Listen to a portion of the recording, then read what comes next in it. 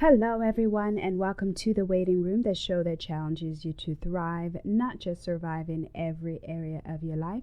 This is your host, Ruem, and in this podcast, I'll be talking about the lessons we learn from waiting in every season of life, because it's all about waiting well. In this episode, I'll be talking about starting a budget and sticking to it.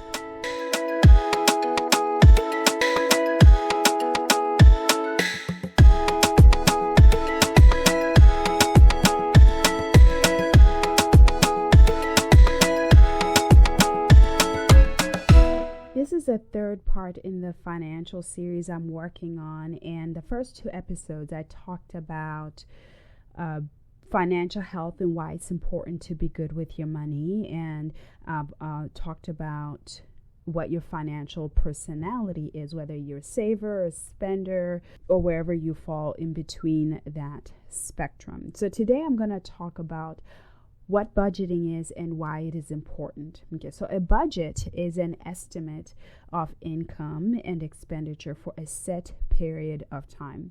So basically, how much money is coming in versus going out this week, this month, or this year. So this could look different for everybody. You could have a weekly budget or bi-weekly budget or a monthly budget, depending on when you get paid, how you get paid, and when your bills are due, and all of that.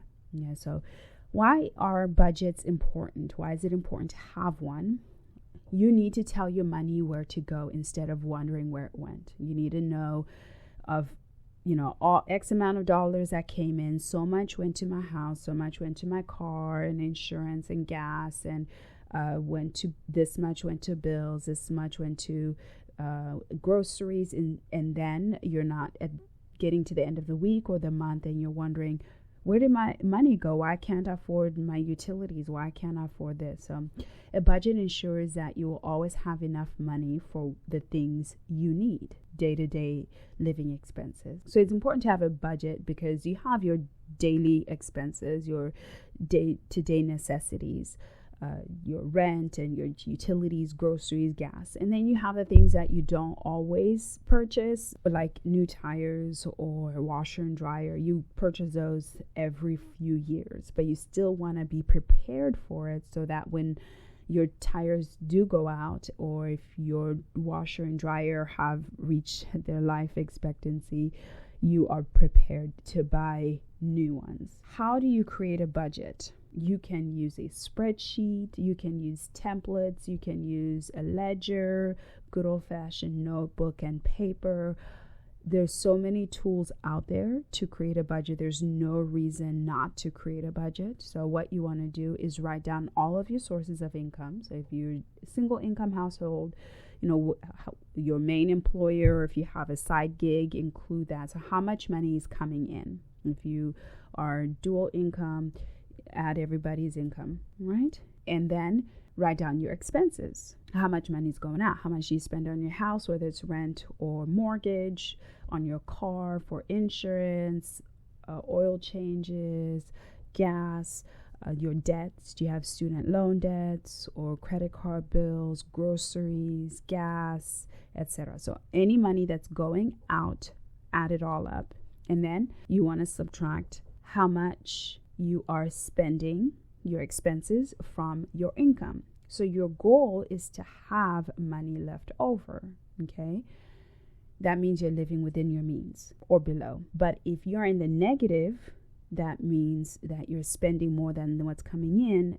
You're living above your means. You can adjust your lifestyle to increase a margin.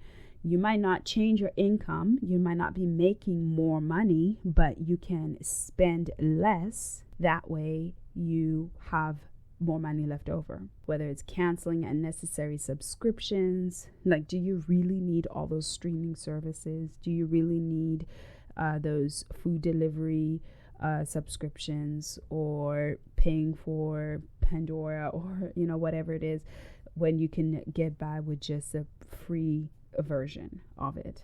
Okay, eat out less. You've already bought groceries, so why are you eating out on top of buying groceries? You end up spending more money. So there are a lot of little things that you can do to adjust your expenses so that you have more money left over at the end of the month. So when is a good time to start a budget?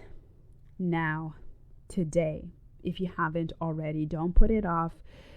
So if you're old enough to drive, to own a vehicle, or to listen to this podcast, you are old enough to start a budget. So don't wait until you're making X amount of dollars, because if you're not being a good steward with the little that you have now, you're not going to be a good steward with more money. So don't wait until you might say, well, I only make $500 a week, so I don't need to budget.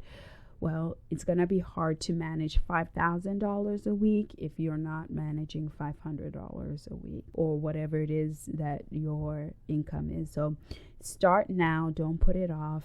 You know where you are. People will sweep things under the rug to avoid upsetting the tide, or they get overwhelmed. You might be so overwhelmed with your debt and so overwhelmed with credit cards, and you think, oh, I don't have enough and there's never going to be enough, but you're not really sitting down to see what you have and where you're at. So my suggestion would be, see where you are right now. Write down your budget, write down your income, your expenses, and then start to make changes. And this is something that I had to do several years ago. It's been over 10 years, but I had to learn to be a better financial steward. I was in the red. I had debt. I had credit card debt. Of course, I had my car payment, which is not unusual, but I also owe the IRS money, and I was overwhelmed. And there was a time where I was just kind of like trying to ignore it, but it doesn't go away, and it just got worse, this burden on you. And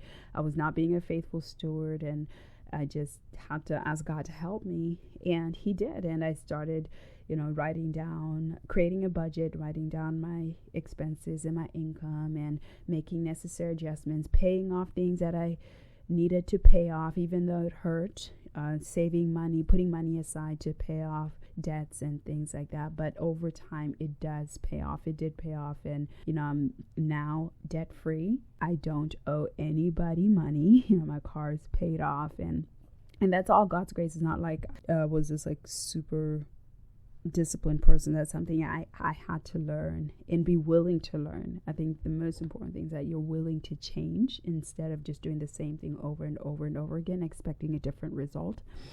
So apply yourself and you will reap those results. There's a scripture in Habakkuk, and this is what helped me years ago. It says, write the vision, make it plain on tablets so he may run who reads it. And this scripture is just reminding us the importance of writing things down. I think a lot of times we just stop at the idea or the thought. Like, oh yeah, it would be nice to be out of debt one day. Oh, I hate having all these credit cards, or I hate having student payments, or I don't want to have this, whatever it is in my life. But we don't actually create a plan to get out of that situation. But if you stop and write down, okay, I need to pay off this amount, and then you can break it down. It'd be easier to break down, just say, $20 every paycheck or every week, or $100 here, $100 there. Cut down unnecessary expenses, downsize if you need to, move into a smaller space. If you have 2 car payments, maybe just get rid of 1 car so you only have 1 car payment. So there are a lot of options, and you have to be willing to be uncomfortable and to do the work in order for you to see the change. But if you're doing the same thing over and over again, you're only going to get the same results. So like I said, I've learned this lesson, and I know it's doable, and I know plenty of other people who have been in situations where they were swimming in debt and had credit card, student loan debt, and other things, and they were able to get out and work, or they're working their way out. And stop making excuses as well. I think excuses are our number one enemy. We're always going to have excuses. We might say, well, I don't earn enough. If I earned more, then I'd be able to get out of debt. No, if you earn more, you would be in more debt. That lifestyle creep will take effect. So stop making excuses. Stop saying you don't have time, because just taking 20 minutes a week, you don't have it. It's not like it takes forever to create a budget or stick to a budget. Just 20 minutes a week just to jot down your expenses and things like that will help you in the long run.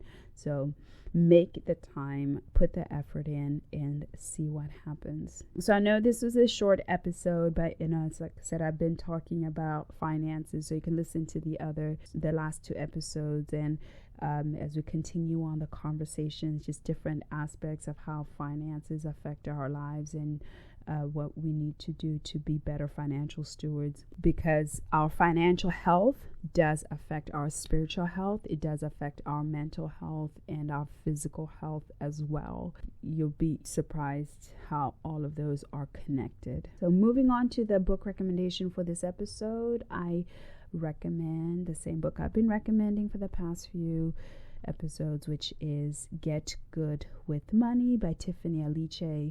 There's a link in the description. You can purchase it from Thrift Books. Start learning, educating yourself on financial health. So I would love to hear your feedback on this topic. I'm sure everybody has had their story for experience with money, their money woes. So feel free to write in. You can email me at thewaitingroom@gmail.com or message me on Instagram or on my website. All the links are in the description. All right, so that is it for today's episode. Thank you for joining me here in the waiting room as we talk about finances and monies.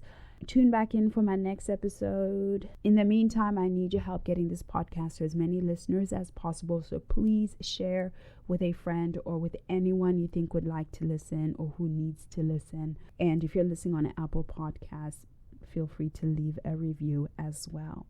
Until next time, take care.